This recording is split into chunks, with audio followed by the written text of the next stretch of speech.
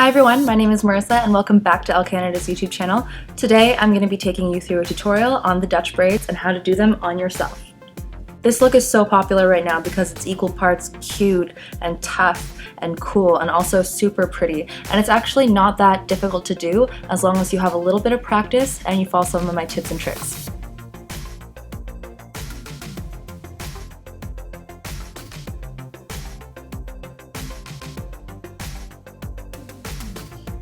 The first thing you're going to need is one of these fine tooth rat tail combs, and I use the rat tail part to make a part down the center of my head all the way back to the nape of the neck, using a mirror afterwards just to verify that I got that straight line all the way back. Then I section off one side of my hair, clip my bangs back, just so that nothing gets in the way as I'm trying to work with one side of the hair, and then I get to prepping my hair. There are a few products I want to recommend today because obviously we all have different hair textures. For me, I have straight, a little bit thick, a little bit coarse hair, and I find that after it's been freshly washed, I just want a little bit of grit and a little bit of texture to it, and that's where the Redken Braid Aid comes in. This is cool because it's meant to give you a mild amount of control, nothing too intense, and it just gives a little bit of stick without being sticky, if that makes sense. A little bit of texture and a little bit of grit to your hair, so it's easier to really grasp onto those strands of hair as you're braiding through.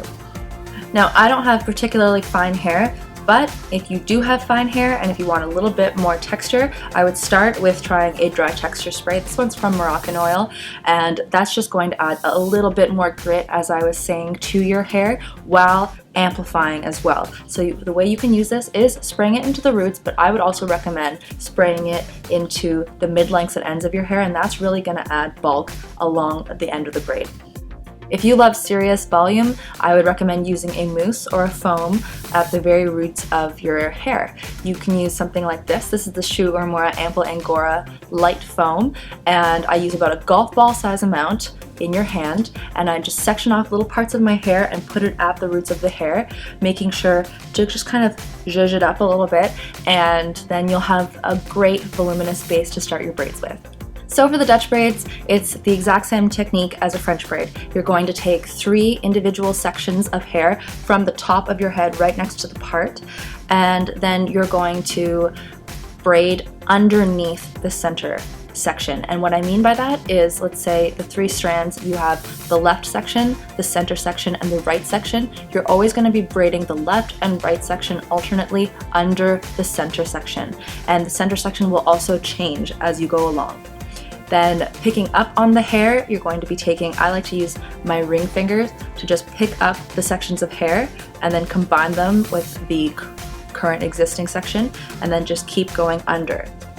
It's a little bit of like grabbing the section, holding it between the middle and index finger, and then putting it under the center section.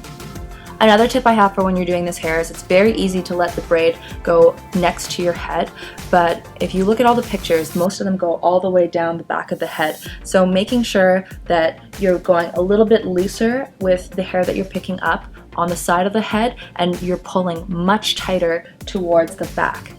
Then once you've braided to the point where you've gathered all the hair and it's in the braid, you can braid normally the way that you're used to.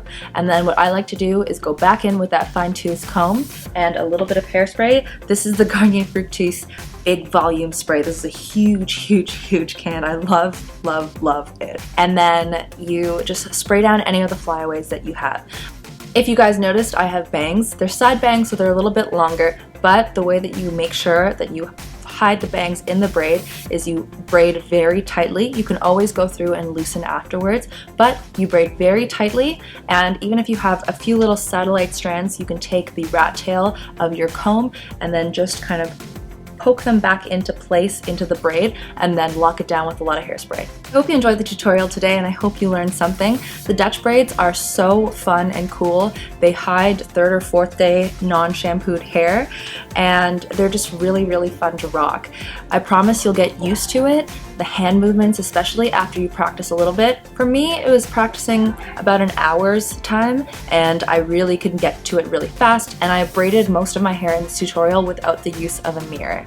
If you enjoyed our videos, make sure that you stay subscribed to ELLE Canada's YouTube channel by clicking the red button. And don't forget to follow us on social media. We're very active on Snapchat, Facebook, Instagram, and Twitter. And share with me some pictures of you in your Instagram braids because I absolutely love them. I'll see you next time. Bye!